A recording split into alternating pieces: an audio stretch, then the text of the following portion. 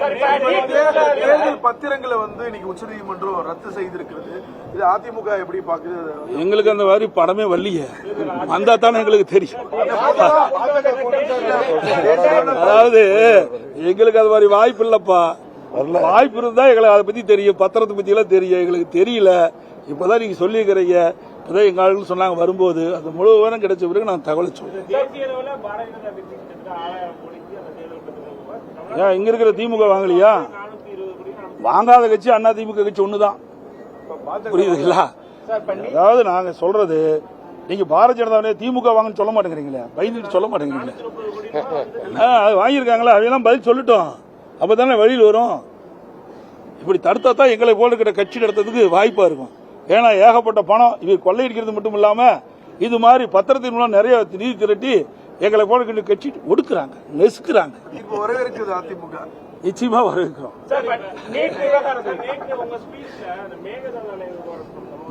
அதுவும் சொன்னேன், இந்த ஆட்சி வந்த பிறகு என்ன செஞ்சாங்க? ஒண்ணுமே கண்டுக்கல. நல்லா சிந்திச்சு பாருங்க.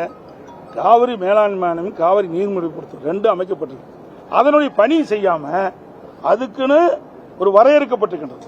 அதனுடைய பணி, அதாவது நீர் முறைப்படுத்தணும்னா அங்க எவ்வளவு தண்ணி வருது, எவ்வளவு டேம் இருக்குது என்னன்னு பரிந்துரைத்து ஆணையத்துக்கு பரிந்துரை. ஆணையம் ஒவ்வொரு மாதம் கூடி அதுக்கு சம்பந்தப்பட்ட மாநிலத்தில் எவ்வளவு தண்ணின்னு பகிர்ந்து கொடுப்பாங்க. அதுதான் அதனுடைய வேலை.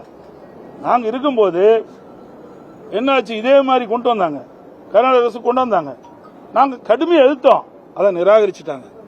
அது மட்டும் இல்ல, மத்திய நீர்வள ஆணையம் நினைக்கிறேன், அவர் மீது நாங்க உச்சநீதிமன்றம் நஷ்ட விலக்கை போட்டோம். இன்றைக்கு என்ன ஆச்சு? இன்றைக்கு ஆளுகின்ற திராவிட முன்னேற்ற கழகம், திராவிட மாடல் ஆட்சி சொல்லுகின்றவர் அந்த ஆணையத்து கூட்டத்தில் கலந்துகிட்டு அங்க என்ன பேசுறான்னு எங்களுக்கு தெரியாது. பத்திரிகை ஊடகத்திலும் பாக்குறதானே, அமைச்சர் சொல்றதானே எங்களுக்கு தெரியும். நாங்க எதிர்க்கட்சி, அதனால அதுல இன்னைக்கு சென்ட்ரல் கமிஷன், சென்ட்ரல் வாட்டர் கமிஷனுக்கு இன்னைக்கு அதுக்கு சிபாரிசு செஞ்சு அனுப்பிச்சிருக்காங்க. அப்ப ஏதாவது நடவடிக்கை எடுத்துட்டா என்ன ஆகிறது? அதுதான் நான் தினம் பேசினேன். ஏன் இவ்வளவு மெத்தனதாரமா இருக்கிறீங்க? எவ்வளவு கஷ்டப்பட்டு 50 ஆண்டு காலம் போராடி உச்சநீதிமன்றத்தில் நல்ல தீர்ப்பு நாங்கள் பெற்று தந்ததை அதை கூட காப்பாற்ற மாட்டேங்கிறீங்க. உச்சநீதிமன்றம் தெளிவா தீர்ப்பு கொடுத்திருக்குது. ஆணையத்துக்கு என்ன பவர், இதுக்கு என்ன பவர்னு மத்திய அரசாங்கம் நிர்ணயிக்கப்படும். அந்த அதிகாரத்துக்கு அப்பாற்பட்டு போகின்ற பொழுது நீங்க ஏன் அந்த கூட்டத்தில் கலந்துக்கிறீங்க? நிராகரிக்க வேணும்ல. அதான் நேற்று பேசினேன்.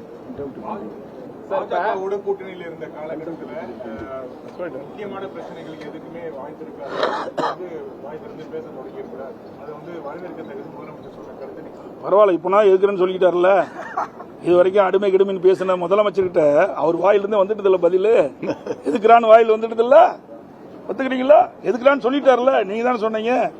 ஆகவே அனைத்து இந்திய அண்ணா திராவிட முன்னேற்ற கழகத்தை பொறுத்த வரைக்கும் கூட்டணியில் இருந்தாலும் இல்லாவிட்டால் மக்களுடைய பிரச்சனை, தமிழ்நாட்டு மக்களுக்கு சாதகமா இருந்தால் ஆதரிப்போம், பாதகமா இருந்தால் எதிர்ப்போம்.